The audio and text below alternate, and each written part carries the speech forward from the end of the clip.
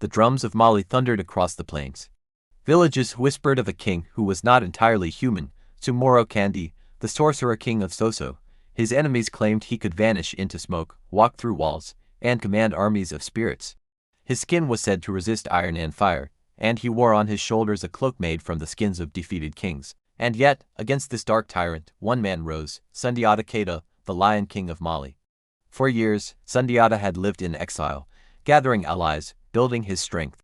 Now he returned, his crippled youth long forgotten, his body strong as iron, his spirit unbroken.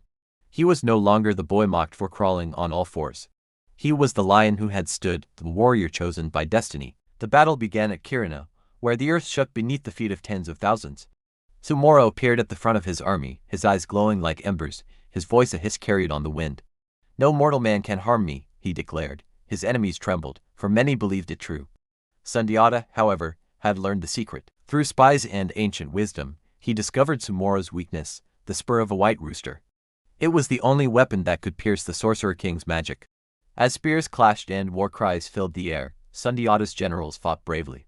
Arrows darkened the sky, shields rang with steel. Soumaoro summoned shadows that swept across the battlefield, terrifying the soldiers, but Sundiata stood tall, raising his bow high. He had fashioned an arrow tipped with the sacred spur. With steady hands, he drew the string and whispered a prayer, for Mali. For destiny, the arrow flew like lightning, striking Soumaoro in the shoulder. The sorcerer screamed, his illusion shattering.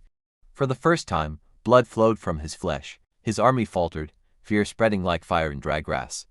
Soumaoro vanished into the hills, his power broken, his tyranny ended.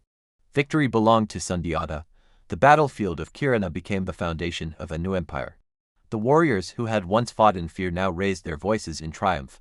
Long live the Lion King, long live Mali. And from that day, Sundiata Keita was not only a man, not only a king, but the founder of one of the greatest empires Africa has ever known.